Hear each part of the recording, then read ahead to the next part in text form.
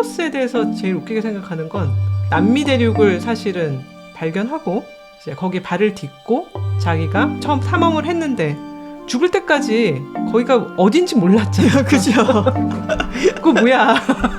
계속 막 여기 중국인가? 여기 조금만 가면 일본인가? 막 이러고. 자, 그래서 이제 콜럼버스의 그런 악행에 대한 얘기가 조명이 되면서 콜럼버스 데이를 이름을 바꿔야 된다라든지 뭐 이런 얘기들이 지금 나오죠. 얘기하고 보니까 좀 바꿔야 될 것 같아. 말하고 난 다음에 드는 생각이 두면 안 될 것 같은 네, 그런 생각이 드는데.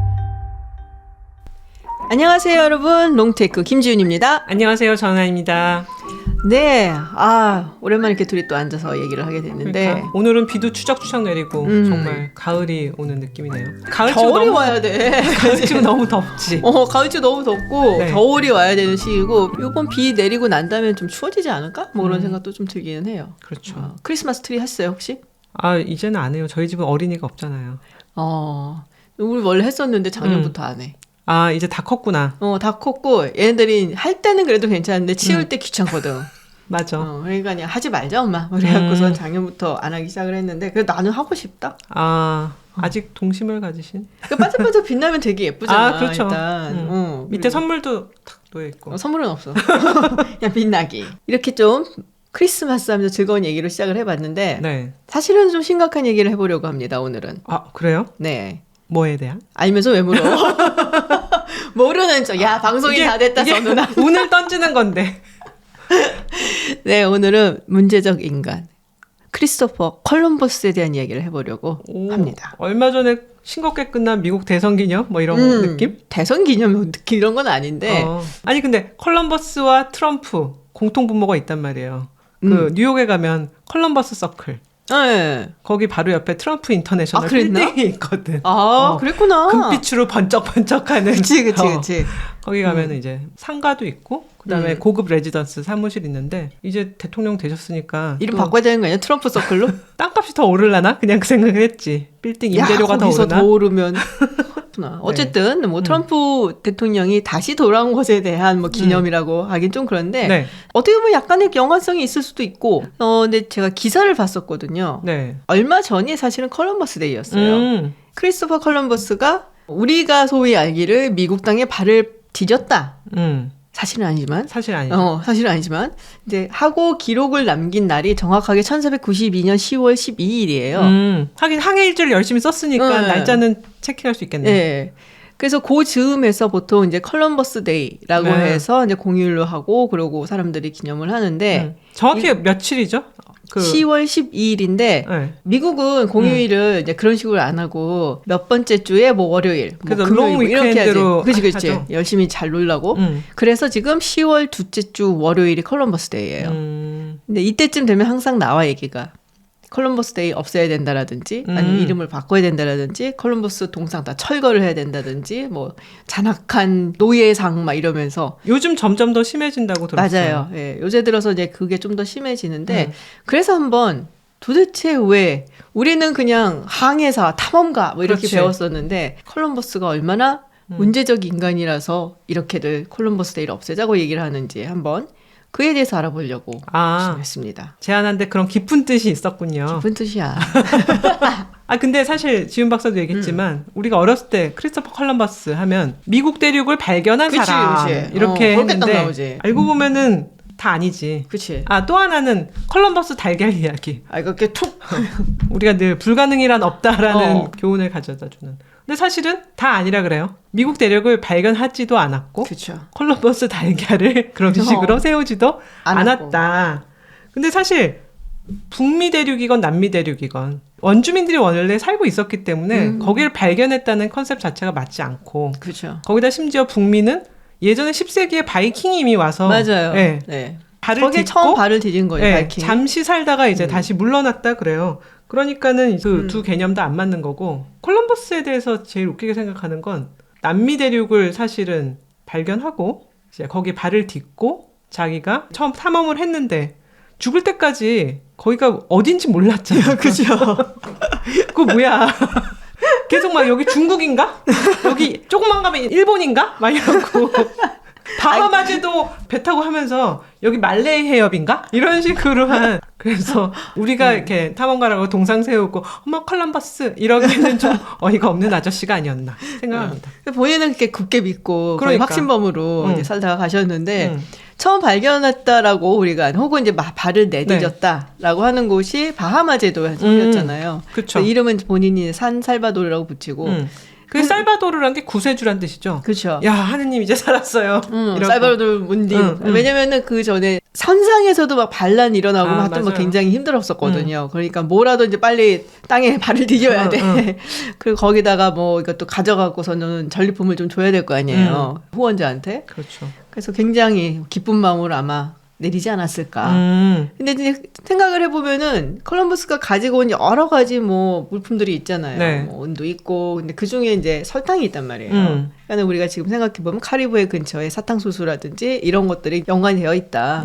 그러니까 보통 생각하듯이 콜럼버스 그러면 딱 미국 땅 그 동부에 발을 탁 디디고 이거는 아니다. 일단 네, 그 얘기를 먼저 해야 될 것 같아요. 콜럼버스에 대해서 정리가 잘 된 책은 제가 최근에 주경철 교수님 책을 읽었는데 맞아요. 권해갖고 나중에 읽었는데 재밌더라고요. 정말 학술적으로도 굉장히 깊이가 있으면서 굉장히 재밌는 책이에요. 그러니까 학술적으로도 깊이가 떨어지지 않는데 재밌게 글을 잘 쓰는 몇 안 되는 분 중에 한 분이죠. 맞아요. 네. 그런데 콜럼버스를 둘러싼 여러 가지 논란이 있다. 뭐 국적 논란도 있죠. 맞아. 네. 실제적으로 국적은 지금이야 이탈리아 제노아 출신이라는 게 밝혀졌지만 그쵸. 그것도 굉장히 후대에 밝혀졌고 그다음에 생년월일도 잘 모른다고 해요.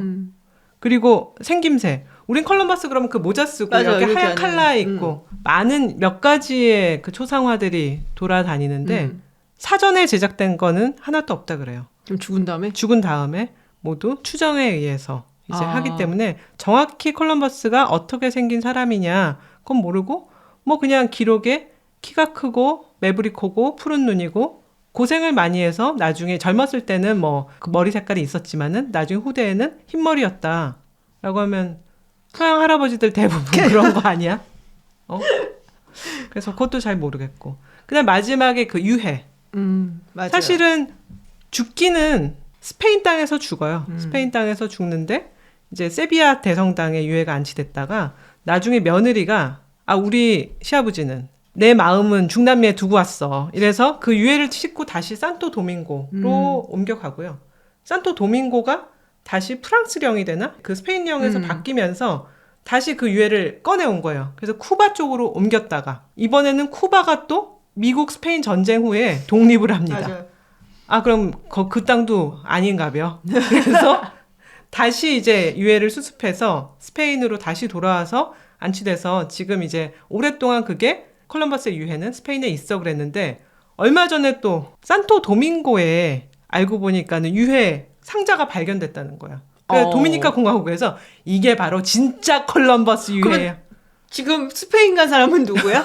모르지. 그래서 스페인에 있는 것이 진짜 콜럼버스의 뼈인지 산토 도밍고에 있는 것이 콜럼버스의 뼈인지 그것조차 잘 모르는 사실 굉장히 여러 가지 미스테리에 쌓인 인물이 바로 콜럼버스라고 합니다. 야, 이게 이제 우리나라 무속신앙의 시각에서 바라보면은 지금 산소를 잘못 건드린 거야. 그렇지. 지금 엄하게 남의 시신을 갖고 스페인으로 간 거일 수도 있는 거고. 부적 써야 되나? 부적을 한번 좀 한번 방문해갖고 써야 되는 게 아닌가 싶은데. 네. 태어난 때가 언제인지 정확히 기록이 안 됐다고 했잖아요. 맞아요. 근데 사실 그 당시에 왕족이나 뭐 이런 사람들이 아닌 다음에는 언제 몇 날 며칠에 태어났다 이걸 기록을 하기가 좀 쉽지가 않죠. 그리고 그렇죠. 콜럼버스의 집안이 그렇게 뭐 잘 나가는 집안은 아니다. 좀 비난했다라는 얘기가 있어요. 아버지가 양모 직조공이었다고 들었어요. 네. 그러니까 뭐 굉장히 부유하고 뭐 이런 집은 아니었고, 근데 본인은 야심만만한 나는 출세할 거야. 막 이렇게 막 눈이 이글이글거리는 그런 청년이었기 때문에. 근데 이제 우리 식으로 보자면은 현대에 굉장히 똑똑하고 야심차고 뭐 이런 사람들 내가 사업에 성공할 거면 스타트업 차리고 뭐 이런 것처럼 그때 당시에는 돈을 그러면은 가장 쉽게는 알지만 좀 빠르게 출세하고 성공할 수 있는 길이 뭐냐. 바다로 나와갖고 외국에서 그 유럽 사람들이 좋아하는 뭐 향신료라든지 뭐 후추라든지 이런 거 갖고 와서 비싸게 팔고 그래서 거기서 돈을 버는 게 어떻게 보면은 쉬운 길이면 쉬운 길이고 가장 빠른 길이면 빠른 길이다. 그래서 이제 그쪽에 투신을 한 것이 아니었을까 뭐 생각을 해볼 수가 있죠. 근데 컬럼버스라고 했을 때 그럼 컬럼버스가 바다로 나간다. 컬럼버스를 움직인 동인은 무엇이었을까? 다 돈 때문일 것 같은데. 첫 번째는 물론 돈이에요. 동양에 가서 그 황금의 나라가 있다는 동양에 가서 내가 금과 향신료를 가져다가 그걸 이제 사실은 임금님에게 바치기도 하고 그다음 팔기도 해서 나는 돈을 크게 벌고 지위도 얻을 거야 라는 게 또 하나 있었고 또 하나는 굉장히 종교적 의도가 있었다고 해요. 보면은 좀 웃긴데 내가 몽골 제국에 가서 몽골 제국에게 우리 그 국왕이 누구예요 그때? 이사벨라 여왕과 페르디난드 국왕, 카톨릭계를 이끄는 두 핵심 세력이잖아요. 그렇죠. 그분들의 친서를 전달하고 거기 몽골 사람들을 카톨릭으로 개종시켜야겠다. 겁대가리가 없는 거지. 네. 근데 여기서 약간 이상한 생각 들지 않아요? 지금 몇 세기? 지금 콜럼버스가 신대륙 발견한 게 1492년이니까 15세기. 15세기 말이죠. 근데 누구한테 전한다고? 몽골? 언나라? 없어지지 않았나? 그러니까 사실은 아까 이제 야망이 굉장히 컸다. 책도 많이 읽었어요. 아직도 콜럼버스의 장서가 남아있고 그걸 이제 아들이 잘 건사를 해서 거기 보면 동방견문록에 굉장히 이제 막 옆에 필기를 하면서 우리가 여백에 또 열심히 공부할 때 막 필기하잖아요. 필기를 하면서 그 동방견문록을 보고 쿠빌라이 칸에 대한 얘기를 읽고 지팡구 이런 얘기를 읽으면서 내가 쿠빌라이 칸을 마치 마르코 폴로처럼 만나고 그렇게 나의 종교적 신념도 설파를 하고 거기서 얻은 재화로 나의 지원자인 이사벨라 여왕과 페르디난드 국왕을 기쁘게 해야겠어 라고 했는데 사실 시대의 개념을 잘 모른 거죠. 그 시대가 지나고 중국엔 이미 명나라가 들어섰고 몽골 제국은 거의 물러났고 이런 시대의 변화에 굉장히 그 무감각했고 또 사실 마르코 폴로의 동방견문록을 우리도 마르코 폴로의 동방견문록에 뭐 나와 그럼 지팡구, 황금의 나라 뭐 약간 이런 식으로 하긴 하지만 좋은 내용도 많거든요. 사실 이게 뻥도 좀 섞여 있지만 그럼. 완전 뻥은 아니에요. 진짜 그 육로로 갔죠. 이란을 거쳐서 몽골 거쳐서 지금의 중국 땅 본토 땅으로 들어간 건데 지팡구에 대한 얘기가 분명히 나오고 지팡구에는 황금의 지붕으로 덮인 이제 건물들이 있고 굉장히 풍요로운 나라다 하지만 그 부분만 있는 건 아니고 몽골 고려 연합군이 일본을 쳐들어갔던 그런 역사적 사실에 대해서도 분명히 기술이 돼 있고 그때 그 몽골 고려 연합군이 쳐들어갔을 때 일본에서는 신풍이 불었다 그래요. 그렇죠. 가미가제가 불면서 이제 침략군들이 물러났다. 이런 것들도 들어서 이제 적어놓은 거 보면 꽤 들을 만한 얘기가 많은데 황금의 눈이 여기만 딱 보이는 거죠. 금. 이제 이런 거 보면은 참 사람은 자기가 원하는 것만 읽는구나 라는 것을 읽고 원하는 것만 듣고. 네. 근데 이제 콜럼버스 얘기를 하면은 사실 시대상을 얘기하지 않을 수가 없어요. 그렇죠. 대항해 시대. 맞아요. 이제 막을 올리면서 사실 그걸 가장 먼저 치고 들어갔었던 거는 포르투갈이라고 얘기를 할 수 있겠지만 그리고 나서 이제 다른 국가들도 뛰어들기 시작을 하고 뒤를 따랐던 것이 스페인이잖아요. 그러니까 스페인의 이사벨라 여왕의 후환을 받고서는 그래서 떠난 거다라고 할 수 있는데 왜 바다로 갔는가? 그렇죠. 네. 근데 그건 이제 포르투갈이 또 왜 먼저 시작을 했는가 사실 좀 보기는 해야 돼요. 네. 근데 그 당시만 하더라도 이 지중해 주변을 통해서 그러니까 아주 막 원양으로 안 나가고 근해를 통해서 이렇게 하는 무역이나 이런 건 아주 많이 발달을 했죠. 그렇죠. 특히 이제 그 중심이 있던 게 지중해고 근데 이 지중해에서 무역을 가장 중점적으로 많이 했고 꽉 잡고 있었던 게 이탈리아 제노바에 그리고 베네치아 이런 곳들이었단 말이에요. 맞아요. 근데 1453년에 무슨 일이 생기냐? 무슨 일이 생기죠? 동로마 제국이 무너집니다. 오스만 제국에 의해서. 네. 그러면서 이 지중해에서의 어떤 무역 거점이라든지 상권 같은 것이 이제 오스만 제국으로 넘어가게 된단 말이에요. 유럽인으로서는 길이 막힌 거네요. 그렇죠.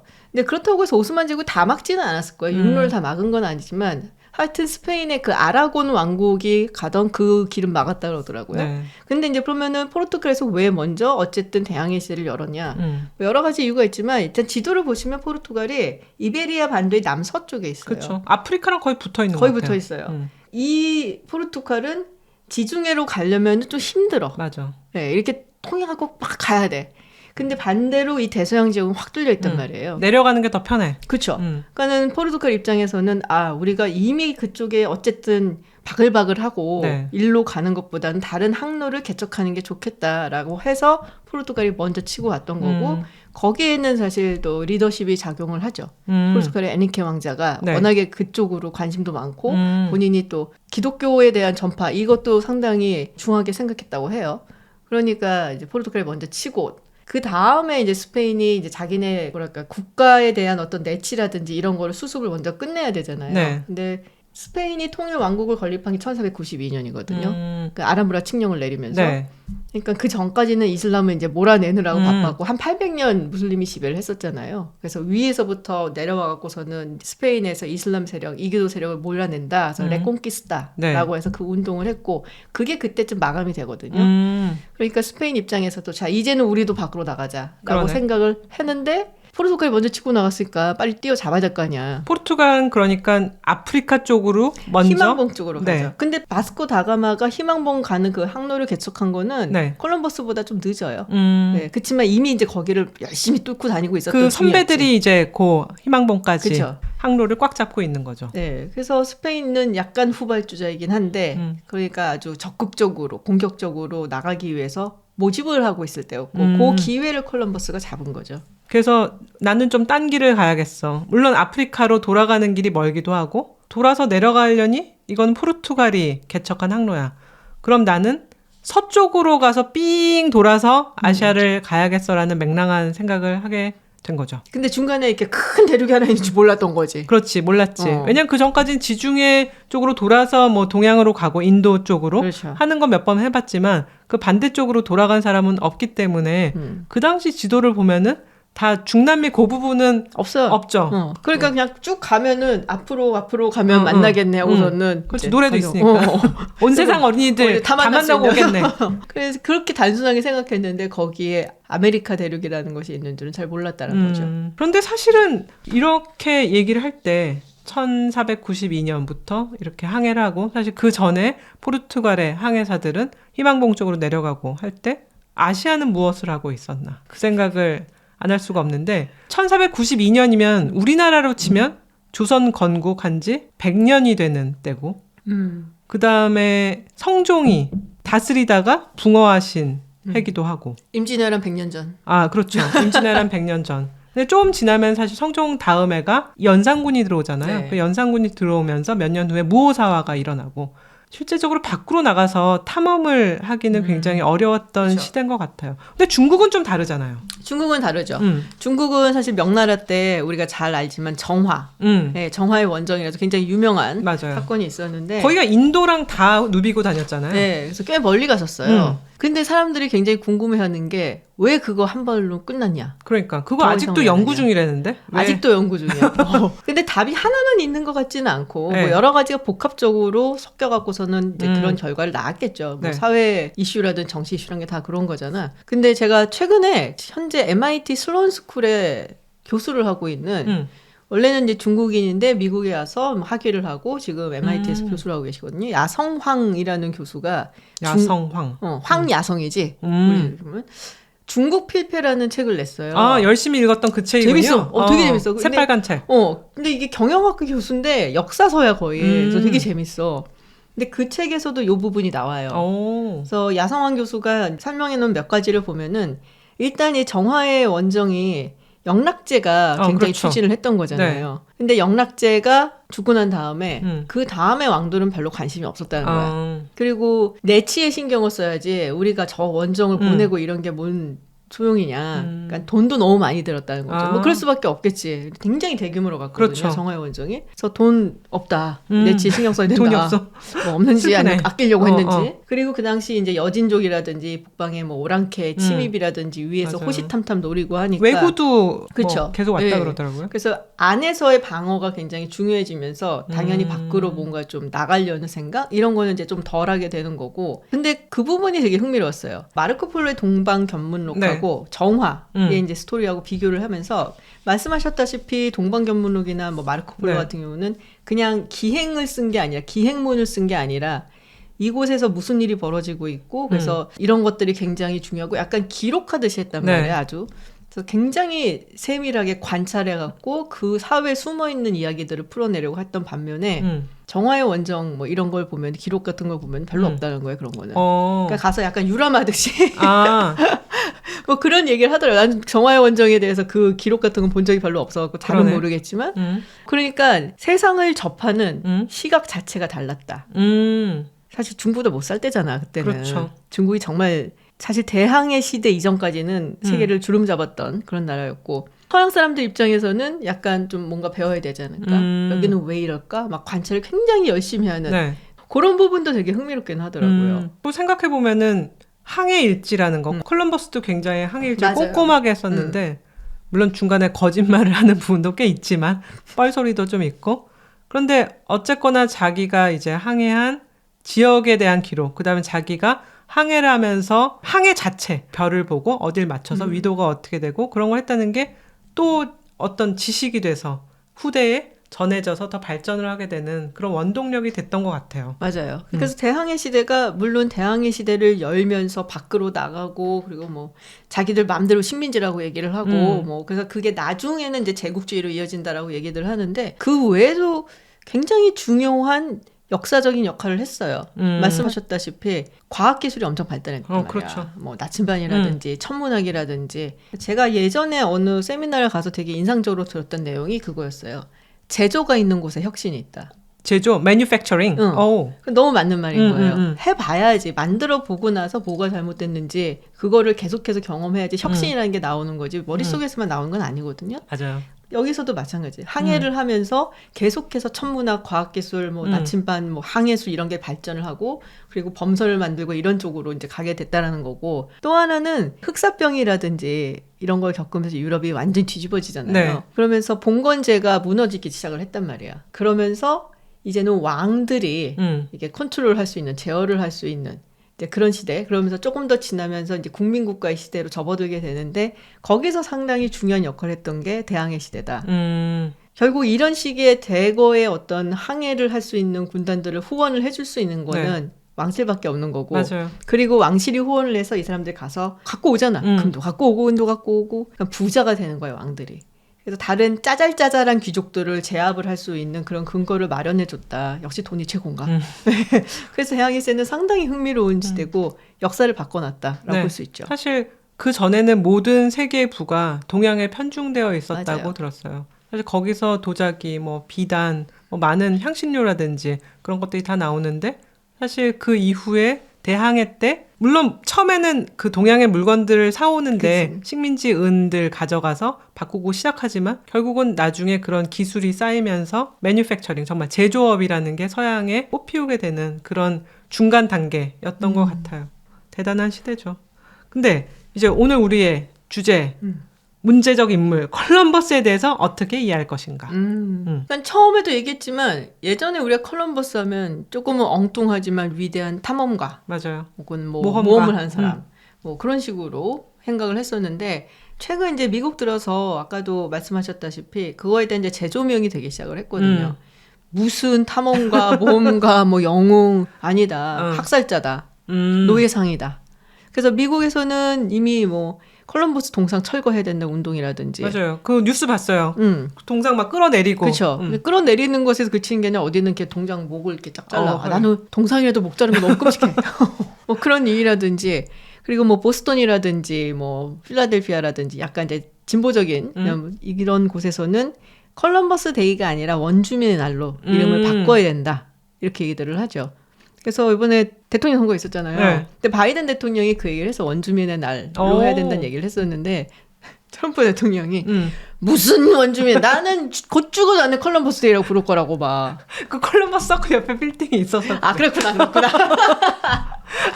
그런 기쁜 뜻이. 근데 콜럼버스가 노예무역을 활성화하려고 했던 거는 기록에 잘 남아 있어요. 사람들을 사실 납치하기도 했고 그 납치해서 자기가 원주민 가정을 파괴했다는 기록까지 있어. 자랑이다. 아니 그러니까 그것도 참 너무 가슴이 아프고 그다음에 조금 지나면은 원주민을 학대를 하죠. 그쵸. 야 금을 갖고 와, 못 갖고 와? 그럼 손 잘라. 손 잘라 뭐 이런 것도 있고 그다음에 이제 나중에는 농장화가 되면서 물론 콜럼버스 다음에 그 행정관으로 들어온 사람들은 이제 드디어 식민을 시작하잖아요. 식민을 하면서는 진짜 원주민을 노예로 팔진 않아도 그 자체로 거의 노예로 부리게 되죠. 그 사탕수수가 되게 맞아요. 네, 크게 나잖아요. 근데 네. 수많은 노예들이 그런 장원 경제, 장원 네. 뭐 농장에 가서 일을 플랜테이션. 하고 하는데 목화라든지 뭐 사탕수수도 있고 뭐 담배도 있고 여러 개 있죠. 맞아요. 그 중에서 가장 열악한 게 사탕수수래요. 그래서 사탕수수 농장에 들어가고 일을 하게 된 노예에 들어가면서부터의 수명이 평균 7년이래. 옛날에 우리나라 사람들도 일제시대에 가서 사탕수수 농장에서 하와이에 이제 갔었죠. 예. 많이들. 근데 뭐 노예는 아니잖아. 그렇지. 노예급의 생활을 했을 수는 있겠지만 그래서 노동자지 사실. 그 노동자였죠 그때는. 근데 하여튼 그런 기록이 있더라고요. 그 어떤 작물보다 사탕수수가 제일 혹독하다. 그러더라고. 근데 처음에 그 1차 항해 때 자기가 미지의 세계로 들어가면서는 노예무역을 할 생각은 안 했다고 해요. 왜냐하면 그 당시 이제 중미죠. 사실 정확히 말하면 그쵸. 바하마는 이제 남미라기보다는 중미인데 거기 가려고 한 게 아니라 자기는 인도, 그죠, 중국 이제. 지팡구에 가려고 했기 때문에 가기만 하면 일단 쿠빌라이 칸이 아직 그 다스리고 있는 선진 문물이 있는 도시가 있고 금이 많고 하기 때문에 자기는 그거를 이제 무역을 하면 돈이 마구 생기니까 뭐 노예 같은 거는 손을 대려고 하지 않았는데 막상 가봤더니 가보니 이게 웬걸? 여기 중국 같은데 옷을 왜 안 입고 다니셨지? 벗고 다니셔? 뭐 약간 이런 거지. 그리고 이제 말이 안 통하잖아요. 말이 안 통하는데 자기가 천지분간이 안 되잖아요. 그래서 원주민이랑 대화를 하려고 노력을 해요. 그러면서 자기가 통번역을 또 막 했다고 거기 써놔. 뭐 됐겠냐? 원주민들 말을 배워갖고 해봤더니 조금만 가면 지팡구가 있다. 뭐 이런 식으로 해서 그걸 또 왕한테 막 편지를 써서 보내. 아, 자기 여기 어디 왔는데 원주민 말을 들어보니 좀 가면은 금이 나온다고 합니다. 근데 나올 리가 있어? 나올 리가 없지. 사실 전 세계에서 금이 가장 많이 나는 나라는 중국이고요. 그 다음엔 호주, 러시아. 그러니까 지금 이 동네랑은 영판 딴동. 다른 동네 거기는. 물론 나중에 가서 은이 많이 나오긴 하는데 영판 딴 동네인데 금이 나올 거니까 뭐 노예 같은 건 생각도 안 했는데 이제 점점 금에 대한 판단이 이제 현타가 오는 거죠.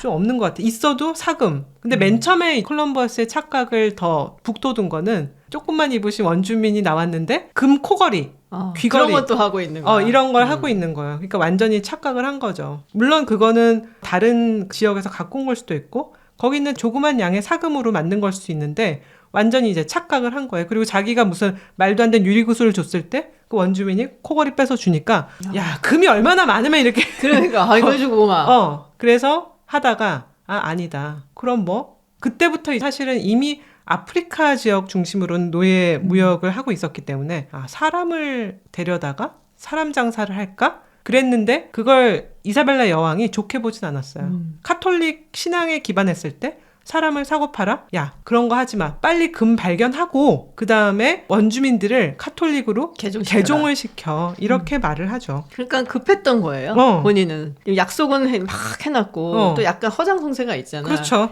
그래서 막 뻥튀기 해갖고 얘기를 해놓고 막 선원들한테도 워낙에 가는 길이 험하니까 그래서 선원들 사이에서도 쟤 진짜 아는 거 맞아. 막 이런 게 좀 있어갖고 경쟁자들 또 많잖아 그때쯤에는. 그러니까 뭔가를 보여줘야 되니까 자꾸 이때요. 그러면은 뭐 스페인 왕실에서는 그래서 언제 갖다 줄 건데 금을 계속 나올 수밖에 없는 거니까. 자기는 투자를 했는데. 투자자들이 언제 엑짓할 수 있는데 그렇지. 지금 그런 거지. 고소할 거야? 뭐 이런 거. 고소를 끝나면 되는데 감옥에 넣을 수도 있고. 그렇지. 그래서 아마 이제 급해갖고서는 결국엔 노예무역으로 이제 선회를 한 게 아니냐. 맞아요. 그런데 저는 책을 읽으면서 이 사람들이 만났던 원주민은 어떤 사람들일까? 그냥 그게 좀 궁금하기도 했어요.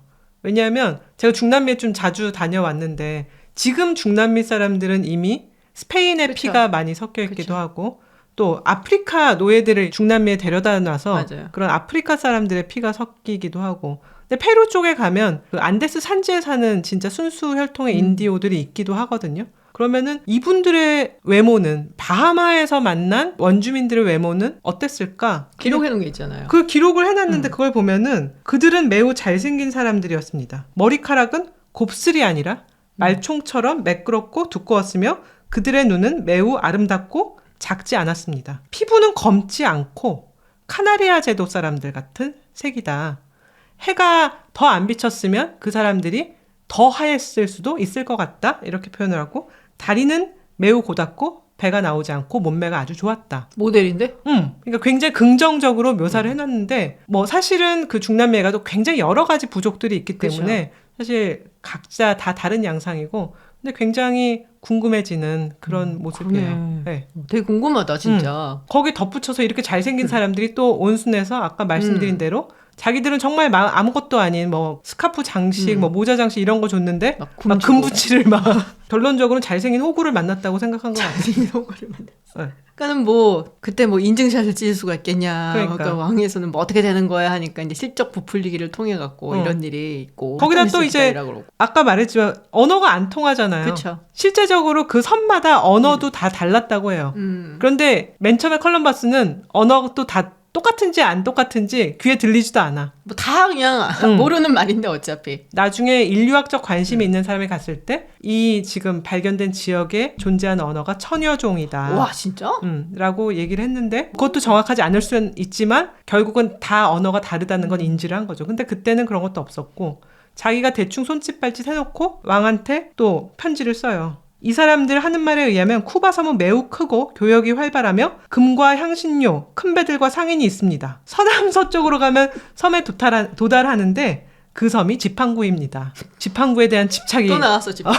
쿠바가 금은 별로 없죠. 그렇죠. 네, 니켈은 많아요. 그래서 지금 갔었으면은 좋지. 그렇지. 요새 니켈 굉장히 뜨잖아. 시대를 좀 잘못 만났네. 네. 콜럼버스가. 그래서 결국 이제 이런 못 찾는 금에 대한 미련과 집착이 원주민에 대한 학대로 나오고 원주민들을 납치해서 1차 항해 때 이미 스페인으로 조금 데려가고 그 이후에 계속 원주민들에 대한 학대, 금을 찾아와 뭘 해 심해지는데 그 결과 1차 항해 때 사람들을 조금 남겨놓고 스페인으로 돌아오거든요. 그죠? 2차 항해 때 가봤더니 그 사람들이 다 죽어 있는 거죠. 사실 좀 나쁜 짓을 해갖고 죽인 거잖아요. 네. 원주민들이랑 막. 사실 금 찾아오라는 것도 있었고 원주민 중 여자들에 대해서 계속 희롱을 했고 이런 것들이 원주민들의 반발을 불러왔다고 합니다. 자, 그래서 이제 컬럼버스의 그런 악행에 대한 얘기가 조명이 되면서 콜럼버스 데이를 이름을 바꿔야 된다라든지 뭐 이런 얘기들이 지금 나오죠. 얘기하고 보니까 좀 바꿔야 될 것 같아. 말하고 난 다음에 드는 생각이 두면 안 될 것 같은 그런 생각이 드는데 사실 이 콜럼버스 데이라는 말이 나온 게 되게 정치적인 의도에서 나온 거예요. 그래요? 네. 1892년, 그러니까 딱 400년 후잖아요. 네, 그때 당시에 이제 해리슨 대통령, 미국의 해리슨 대통령이 이 콜럼버스 데이 이름을 이제 붙이자라고 하게 된 거예요. 400년 이제 기념을 해갖고. 생각보다 얼마 안 됐네요. 얼마 안 됐어요. 네, 근데 그게 왜 나왔냐? 1891년에 그 뉴올리언즈의 뭐 경찰 서장을 죽인 이후로 이탈리아계 주민 한 6명인가 기소가 돼요. 네. 근데 무죄 판결을 받아. 미국은 이제 배심원제를 채택을 하고 있잖아요. 그래서 배심원들이 무죄다 얘기를 하면은 그걸로 끝나는 거잖아. 배심원들이 짬짬이한 거 아니야? 그 얘기가 나온 거야. 그래서 마피아들이 여기다 돈을 써갖고 배심원들을 돈으로 회유하고 사서 그래서 무죄가 나온 거다. 근데 지금 같으면 뭐 이탈리아계 뭐 이런 걸 구분하는 게 조금 이상하기는 하지만 그때만 하나도 이탈리아계 이주민들이 막 들어올 때였거든요. 그러니까 약간 그 이민자들과 그리고 이제 본토의 사람들끼리 알력도 조금 있었던 시기이고 항상 이제 이민 그룹이 되고 들어올 땐 그런 게 있어요. 근데 그거 보고서는 참을 수 없다. 저 마피아들 척결해야 된다. 그래서 이제 막 사람들이 들고 일어선 거지. 흥미로운 거는 서유럽에서 온 사람들 중에서도 뭐 약간 뭐랄까 독일이라든지 뭐 이런 쪽에 온 사람들보다 이탈리아에서 온 사람들 되게 조금 처음에는 좀 많이 무시를 했어요. 맞아요. 좀 못 사는 나라였기 때문에 이탈리아 또 통일을 한 지 얼마 안 됐었죠 그 당시에. 뭐 1861년에 통일을 하고 다 같은 이민인데 영국, 네덜란드 이런 좀 데서 달라. 온 사람들이 거기는 좀 이제 쳐주는데 이제 그 당시 남부 유럽에서 왔다 그러면은 좀 못 사는 동네에서 온 막 약간 이런 게 있었거든. 그래갖고 사람들이 이제 막 들고 일어서고서는 구치소 같은 거죠. 거기를 이제 쳐들어가. 그래서 피고인들하고 그 외에 또 이탈리아계 거기에 구금되어 있던 사람들 해서 한 11명인가 죽어요. 좀 약간 잔인하게 죽기도 했고. 그러니까 이게 대통령 입장에서는 1892년이 마침 선거를 치른 해야. 그리고 이탈리아 주민들이 막 들어오고 있거든. 그리고 이탈리아 측에서도 굉장히 항의를 많이 해요. 빨리 무마를 시켜야 되네요. 무마 시켜야 돼. 그래서 이탈리아에서 막 그때 잠깐 단교를 했었나 그래. 그리고 막 대사 불러들이고. 이탈리아 입장에서도 그럴 수밖에 없는 게 1861년에 통일하고 그리고 로마까지 다 끝낸 게 1870년인가 그렇거든요. 얼마 안 됐잖아. 그러네요. 여기서 이제 너무 처지는 모습을 보여주면은 불안하거든. 강성으로 나가야지. 그치. 우리 이탈리아 사람들 막 이러면서. 그래서 그 당시 이제 해리슨 대통령이 선거도 있고 이탈리아계 주민들이 또 많이 들어와서 이 사람들의 마음을 좀 얻어야 될 것 같고 뭐 그런 생각을 한 거야. 그리고 그때 마침 또 상대를 했었던 후보가 글로버 클리브랜드라고 그렇게 우리한테 유명한 대통령은 아닌데 네. 이분의 특징이 뭐냐? 트럼프 대통령처럼 퐁당퐁당 대통령이야. 아. 그래서 첫 번째 임기 마치고 그다음에 져요. 그래서 떠났다가 그 다음에 이제 시간이 지나고 4년 지나고 다시 돌아와. 그래서 부인이 그랬다잖아. 백악관 떠나면서 We'll be back. 터미네이터. 그랬잖아. 지금 똑같은 그런 거야. 그래서 이 해리슨 대통령이 이탈리아계들의 어떤 뭐 마음도 좀 진정시키고 표도 얻고 그리고 이탈리아와의 관계도 생각을 하고 그래서 콜럼버스 데이를 만든 거예요. 단발성으로 만들었어. 그날 이제 하루 딱 공휴일. 그렇구나. 네. 우리나라 마치 임시공휴일 지정하는 것 같이 약간 그렇게 한 거죠. 그리고 이게 정말로 이제 딱 공휴일로 지정이 된 거는 FDR 때. 네, 루즈벨트. 네, 루즈벨트 대통령 때 그때 들어와 갖고서는 이제 공휴일로 계속 지정이 된 거니까. 정말 얼마 안 된 공휴일이군요. 네. 근데 이탈리아 사람들한테는 그래도 굉장히 의미가 있죠. 그래서 이 얘기가 나올 때마다 이탈리아계 미국인들 이 사람들은 되게 싫어해요. 아, 근데 공휴일도 공휴일인데 콜럼버스라는 지명도 굉장히 많잖아요. 많죠. 콜럼버스, 콜럼비아 뭐 해서 그치. 많이 쓰이죠. 대표적인 게 워싱턴 DC, 미국의 수도. 아, DC. DC는 디스트릭트 오브 콜럼비아. 이 콜럼비아가 약간 콜럼버스를 여성화해서 말하는 게 콜럼비아예요. 그래서 정말로 콜럼버스 때문에 콜럼비아라고 넣은 거야. 디스트릭트 오브 콜럼비아. 근데 여기는 주가 아니잖아요. 그렇죠. 굉장히 특별 자치구역이거든. 이것도 사실 워싱턴 DC에 얽혀 있는 굉장히 재밌는 스토리들이 많거든요. 그래서 원래 이제 미국이 건국되고 난 다음에 수도를 어디로 할 것이냐 이거 갖고 굉장히 논의들을 많이 했는데 후보집이 많았죠. 필라델피아. 당연히 필라델피아 먼저 생각이 나지. 대륙회의도 있고. 그렇죠. 뉴욕에 있었던 적도 있어요. 미국 그 수도가. 그래서 이리저리 이제 좀 생각들을 해보는데 당시에 이제 미국이 독립전쟁 치르고 난 다음에 사실은 돈이 없잖아.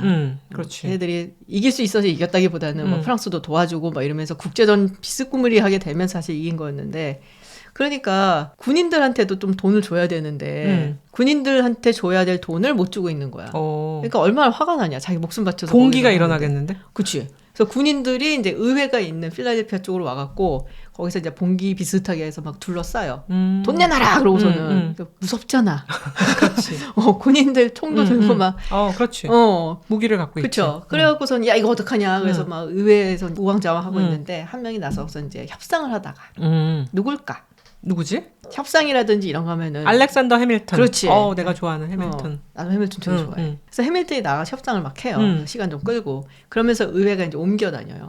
약간 불쌍한 거지. 예. 그러다가 야, 이제 해밀턴이 생각을 해보니까 이렇게 되면은 한 주에 이 수도가 있는 것이 어쩌면 그 주한테 특혜를 줄 수도 있는 거고 그리고 이것을 하나의 어떤 특별한 구역으로 만들어 놓고 거기를 침범하지 못하게 해야겠다. 군이라든지 뭐 이런 쪽에서. 그래서 특별 자치구를 만들자. 그렇죠. 네, 그런 생각을 하게 돼요. 그러면은 이제 문제는 어디로 할 것이냐가 문제가 되는 거죠. 당연히 그러니까 수도가 어디 있느냐에 따라서 그 지역이 발전하는 정도가 다를 수밖에 없잖아요. 지방 유지들이 막 유치전을 펴겠는데. 그렇지. 막 입찰 들어가는 거지 막 그러면서 우리 동네로 오시라고. 근데 뉴욕이라든지 필라델피아라든지 이런 쪽이 약간 그래도 북부잖아요. 근데 실제로 그 당시에 뭐 미국의 정계에서 큰 소리를 내고 휘두르고 이런 사람들은 많은 경우 버지니아에서 왔어요. 조지 워싱턴도 버지니아 출신이고 따지고 보면은 토머스 제퍼슨도 버지니아 출신이고 그러니까 버지니아에 약간 귀족적인 사람들이 미국 정계에 많았으니까 야 내려와 막 이러고 있고 근데 해밀턴의 정적이 사실 토머스 제퍼슨이거든. 그쵸. 정말 싫어했던. 너무너무 싫어했죠. 완전 극과 극. 생각하는 것도 완전히 다르고. 지금 보면 해밀턴이 맞아. 그렇지만 그때 당시에 사실은 제퍼슨이 좀 더 많은. 해밀턴이 좀 정치적 역량이 부족하니까. 네, 그렇지. 너무 똑똑해서 그래. 그래서 그때 해밀턴이 던졌던 게 뭐냐면은 주들이 지금 전쟁 때문에 가지고 있는 부채를 연방정부가 다 받겠다였어요. 연방정부 갚는다 그러면 결국 그거는 세금 걷어 갚는 거잖아요. 그러니까 주한테서 세금을 걷어야 되는데 이게 주마다 반응이 좀 다른 게 어떤 주는 빚이 너무 많아 힘든 주가 있고 어떤 주는 또 거의 다 갚았어. 근데 버지니아는 부자 주거든요. 거의 다 갚았단 말이야. 필요 없네. 필요 없는데 그럼 부채 다 떠안겠다 그러면은 남의 주에 가지고 있는 부채를 우리가 세금 걷어갖고 연방정부에도 세금 어쨌든 그렇죠. 내야 되니까 우리 돈으로 남의 주 부채를 갚아주는 거예요. 말 같지도 않은 소리 하지 말라고 막 그랬는데 그러면서 해밀턴이 딱 던진 게 수도를 좀 아래로 내려갈게. 바터를 한 거구나. 네. 그래서 지금 워싱턴 DC를 보면은 버지니아하고 메릴랜드 그 중간에 있잖아요. 맞아요. 그러고서는 이 토마스 제퍼슨이 생각을 하다가 약간 야합 비슷하게 그걸 봤죠. 그래서 지금의 워싱턴 DC의 장소가 결정이 됐다. 그렇구나. 네, 그래서 워싱턴은 조지 워싱턴 이름의 워싱턴을 딴 거고 DC에서 디스트릭트 오브 컬럼비아는 컬럼버스에서 나와서 컬럼비아가 된 거죠. 오, 그런 사연이 있었군요. 재밌지 않냐? 콜럼버스는 사실 북미 대륙은 발도 안 디뎠는데 온갖 공휴일과 도시 이름을 수도까지 그러니까. 이름을 붙이면서 참 영생을 누리시네요. 네. 그래서 뭐 노예 문제라든지 여러 원주민 학살이라든지 이런 이제 불명예가 있는데 그럼에도 불구하고 콜럼버스에 대한 어떤 환상 이런 것을 사람들이 아직도 많이 갖고 있는 것 같아요. 그러니까요. 네. 우리조차도 갖고 있었으니까. 그죠? 콜럼버스가 교역에 큰 영향을 끼친 건 사실이잖아요. 그렇죠. 콜럼버스에 대해서 이제 책을 읽으면서 되게 주경철 교수님이 명시해 놓으신 게 행정관으로선 굉장히 꽝이었다. 그러니까 콜럼버스가 자기 동생을 데리고 중미 지역을 어떻게든 다스려 보려고 식민지화 시키려고 그리고 자기도 제독이다. 영지에 대한 그런 관할권을 달라 왕한테 계속 요구를 하기 때문에 자기가 뭔가 행정력이 있어야지 그게 유지가 되는데 다스리고 이러는 뭔가 좀 꼼꼼하게 뭘 보는 데는 꽝이야. 근데 진짜 그 사람이 잘한 것은 항해술. 그래서 처음에 이제 스페인에서 바하마까지 갔을 때가 거의 한 달이 넘게 걸렸는데 그 다음부터는 기가 막히게 그 항해 일자를 줄여나갔다고 해요. 그러니까 한번 별을 보고 이 위치로 가면 되는구나 하고 하니까 날짜가 줄어드는 거죠. 더 빨리 갈 수 있는 거죠. 패스트 러너구나. 그렇죠. 그러니까 항해술 뛰어난 제노바 사람. 이것은 정말 부인할 수 없는 사실인 거예요.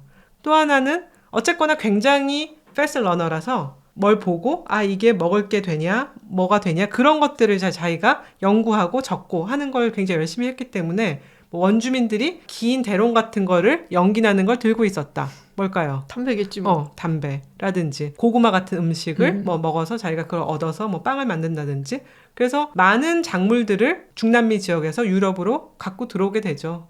담배, 그렇죠. 감자, 그 다음에 옥수수, 뭐 토마토 이런 것들을 이제 갖고 들어오게 되고요.